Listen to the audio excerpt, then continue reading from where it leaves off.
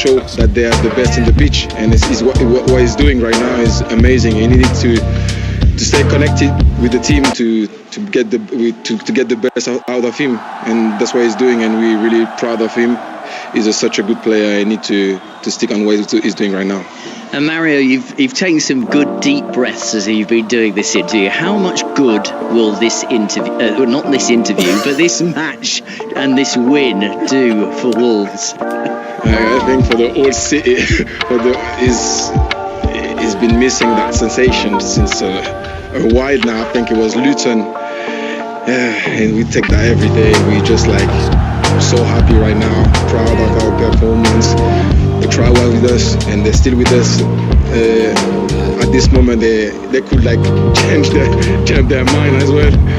But they're fantastic, to be honest. They're fantastic, and so we take that. We're positive, happy for the city, happy for the club, and that's it. Well done today. Thanks very much for your time. That's Mario Lemina having to cope with some daft questions from me. Oh dear, we've had a lot of good sport today, but that's one of the highlights of the whole afternoon for me. Thank you very much, Rob Donovan with Mario Lemina. Let me give you the table. So only two teams in the top half have played. That's Fulham and Brentford. So everybody else has played 10. Those two have played 11. Liverpool 25, Manchester City 23, Nottingham Forest 19, Chelsea, Arsenal, Fulham and Villa all have 18, Tottenham and Brighton 16, Brentford also have 16. Then in the bottom half, Bournemouth 15 from 11 and Newcastle 15 from 10. Manchester United 12 from 10, West Ham 12 from 11. Leicester and Everton both have 10. Everton have played 11 and Leicester have played 10. Then Palace 7 from 11. Wolves 6 from 11, Ipswich 5 from 10 and Southampton 4 from 11.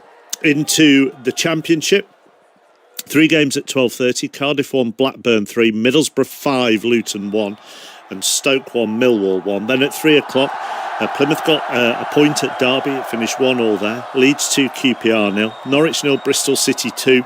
Portsmouth 3, Preston 1. And Sunderland 2, Coventry 2. And the leaders have been 2-0 up there. So what a comeback for the visitors. John Bennett. Yeah, fantastic spirit. Sunderland dropping points at home for only the second time this season. Nobody would have seen that coming at half-time.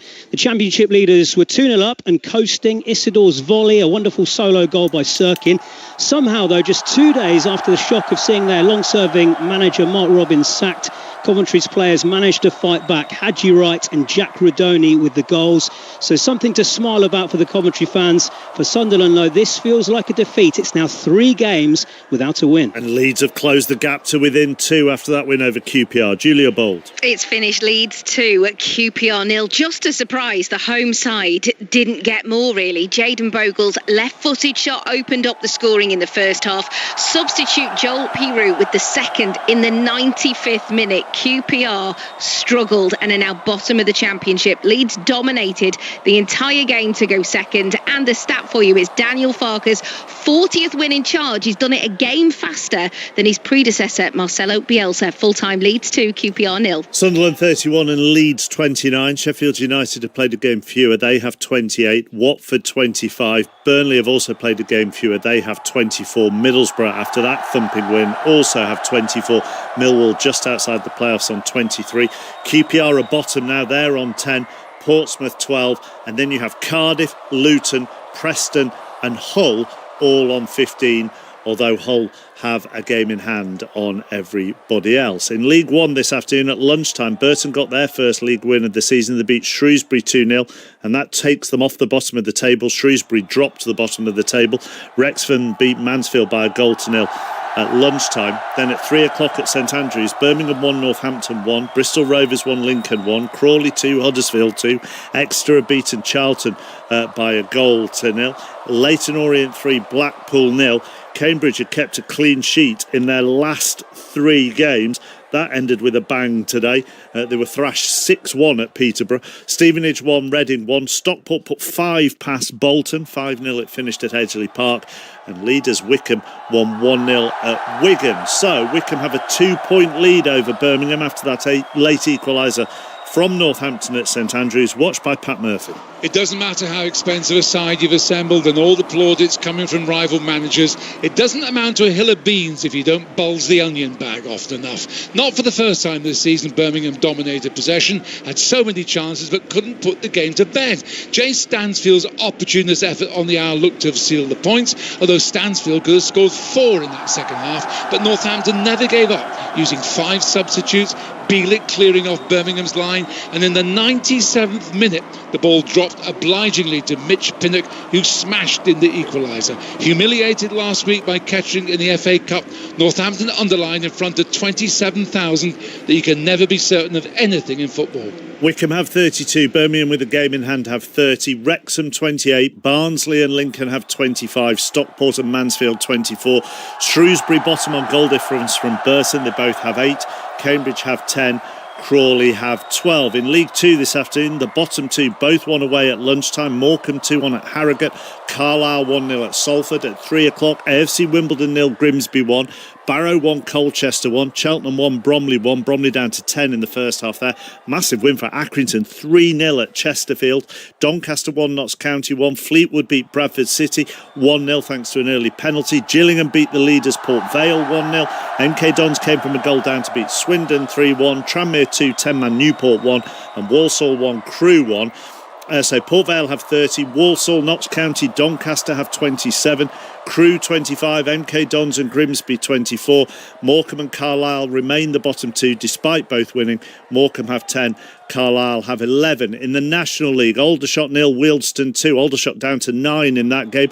York beat Hartlepool 5-3. It finished AFC Fylde 3, Gateshead 0. Boston 1, Dagenham and Redbridge 1. Eastleigh 1, Braintree 2. FC Halifax 1, Woking 0. Maidenhead 1, Forest Green Rovers 4. Rochdale 2, Sutton 1. Solihull Moors 3, Altrincham 3. Southend 0, Yeovil 1. Tamworth 1, Ebbsfleet 1. York City remain top of the National League. They've got a point lead over Forest Green Green Rovers. In the Scottish Premiership, Dundee United 3, Ross County 0. Hibs 1, St Mirren 2 and Motherwell 2, St Johnstone 1. Hibs stay bottom of the table after that defeat at home to Hibs. Aberdeen Dundee gets underway at 5:30. In the Championship leaders, Falkirk beat Airdrieonians 2-0. Hamilton 1, Livingston 3. Partick 1, Wraith 1. Queen's Park 2, Dunfermline 1. Scottish League 1, Annan 1, Stenhouse Muir 1. Cove Rangers 1, Inverness 2. Kelty Hearts 2, Dumbarton 0. Montrose 1, Arbroath 1. In League 2 this afternoon, Bonnyrigg Rose 2, Elgin 0. East Fife 1, Stranraer 2. Edinburgh 1, Clyde 0. Forfar 0, Spartans 3. And 9-man Stirling 2, Peterhead 3. In the Northern Irish Premiership today, I've just lost those. Where are my results gone? Hang on a minute, let me find it. There you go. Crusaders 3, Loughgall 1. Dungannon 1, Cliftonville 4. Glenarvan 0, Glentoran 3. Linfield 2, Ballymena 0. And Portadown 1, Carrick Rangers 1. In the Welsh Premier, Barry 3, Connacht's Quay 2. Brisson Ferry 0, Carnarvon 1. Pennybunt 3, Flint 1. To the Amex shortly. Back to Twickenham. Paul Grayson and Matt Dawson are there. Australia beating England 42-37. Paul Grayson, let me start with you. You've got to credit the Aussies, haven't you? Yes, absolutely you do. I don't think anybody in the stadium thought that the game, Dawes called it early doors, that it was going to be a tight match, but he fancied England to win. The bookmakers had them by 10 or 12.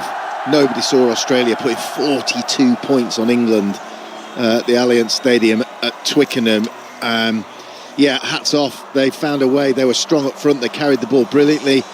Their new boy Joseph Elia had some beautiful touches, created a try out of nothing, and they rolled the dice at the end and scored a sensational try to pinch it from England.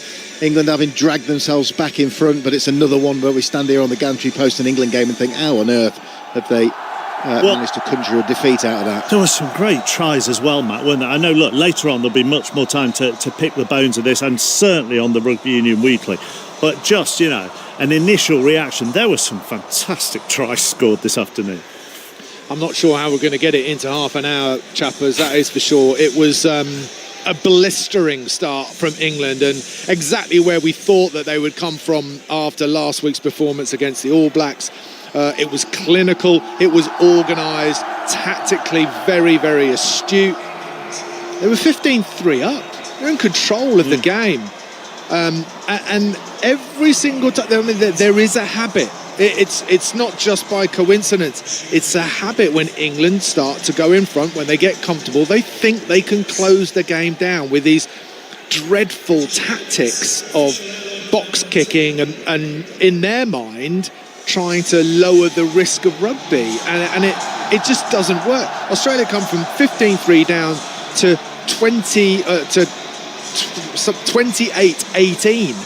England are now chasing the game 10 points behind. Guess what happens? England start playing brilliantly well because they're behind and they have to play rugby. It's as if someone needs to snap them out of this hypnotic trance that they don't need to be behind to play rugby, to go out and show their skills. Marcus Smith did some brilliant things today and got... This is BBC Radio 5 Live. Unfortunately, due to rights restrictions, we're not able to bring you the current sports commentary on this platform. You may be able to listen on an alternative platform.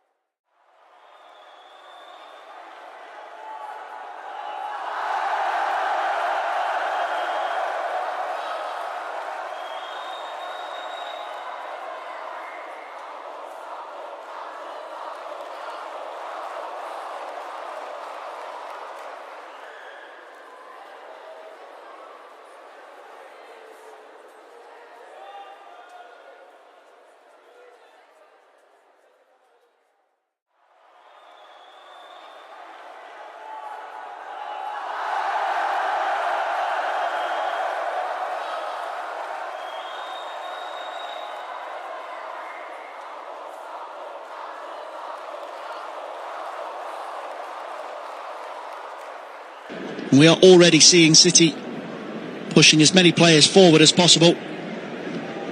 When they're in possession, it's a back three of Walker, Simpson-Pusey and Gvardiol. Nice touch there from Simpson-Pusey, just a step away from Rutter inside the centre circle for City. Lewis squeezed into midfield with Kovacic and Nunez. And then it's effectively a front four of Savinho, Foden, Haaland and Gundogan.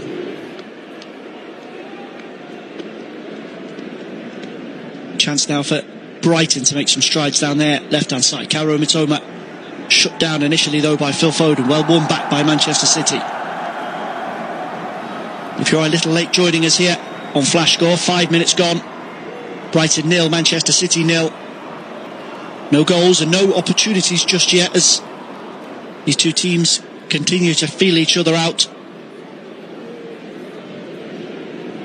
City looking to break their losing cycle, and Brighton looking to bounce back after being double beaten by Liverpool. Here's Estepiniak trying to burst forward from left back. It's a good challenge from Kyle Walker, and Danny Welbeck just can't quite pick up the loose ball on halfway. Kovacic will get City moving through the third here. Gundogan just tried that quick ball round the corner to release Haaland, but Jean-Paul Van Hecke gets the block. The crucial battle between those two tonight. We know that Jean-Paul Van Hecke likes the physical side of defending. Certainly won't shy away from the challenge of trying to shackle Erling Haaland. Haaland himself, who missed a penalty away in Lisbon, saw his effort crash back off the crossbar. He's only scored one Premier League goal in his last 4 appearances. That was the winner against Southampton at the end of October. So this dip in form is affecting everybody in Manchester City maroon. Here's Josko Gvardiol with space to advance down this near left-hand side for City. Gundogan takes over on the halfway line. Now Matheus Nunes. Lewis. Brighton able to keep City at arm's length in these opening exchanges.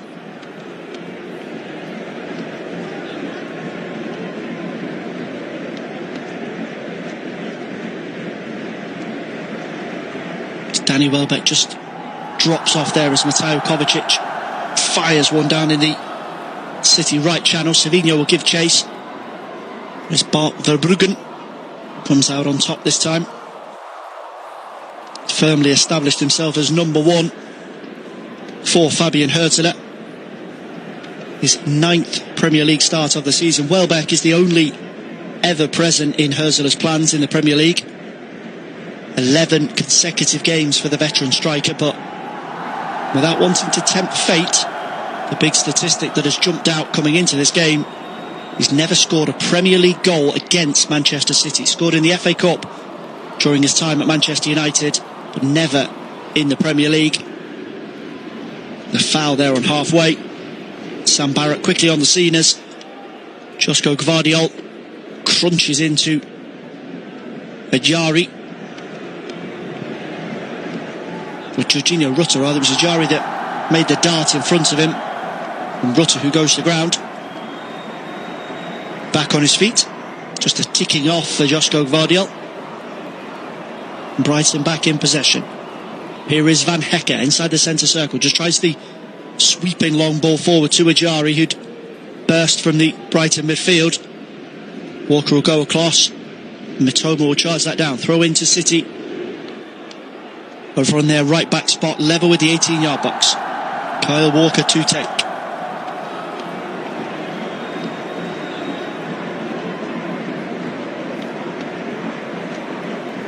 Bit of a mix-up with the match balls there. The Brighton ball boys played a few games as Kyle Walker prepares to take this throw in.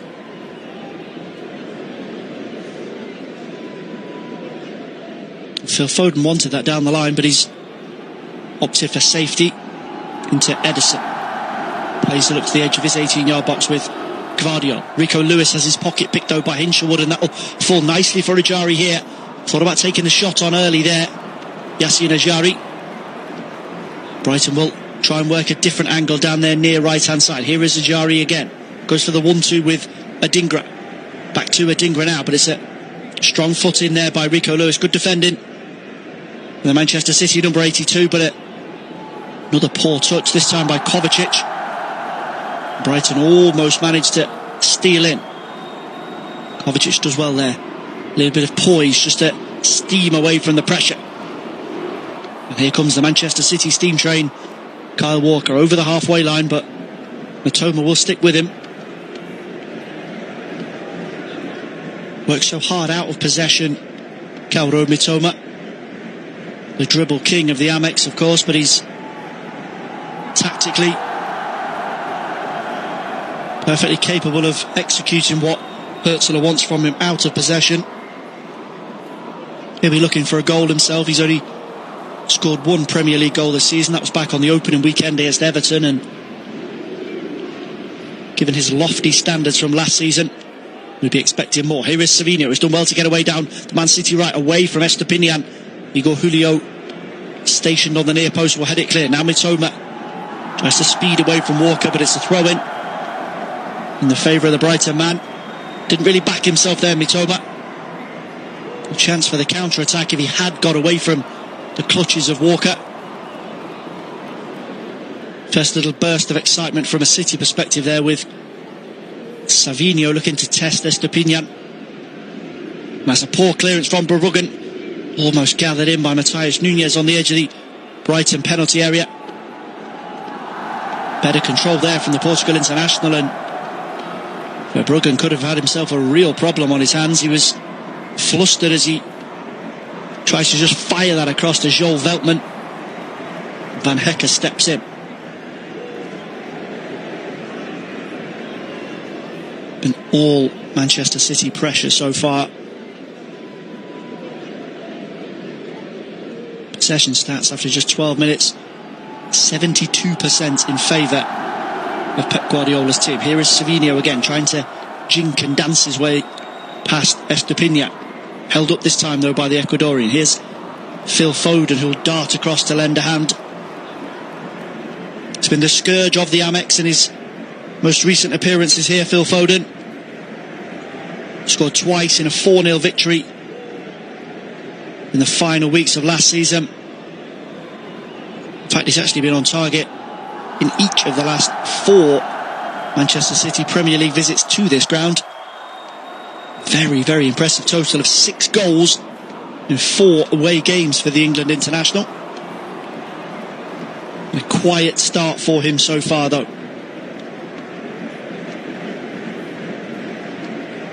Here is Phil Foden, dropping back into his own half of the field. Just pirouettes away from a couple of challenges there. It's only a square ball available to Josko Gvardiol. Now Matthias Nunez will dart back into Manchester City's defensive third to try and win possession. Went for the ambitious switch over to Savinho, but Estepinian reads that one with ease for Brighton. Now Van Hecke, good ball into the centre circle there for Hinshelwood. Welbeck drops deep to link up, and there's a burst in behind here. Ajari couldn't quite keep himself onside. The flag delayed, but eventually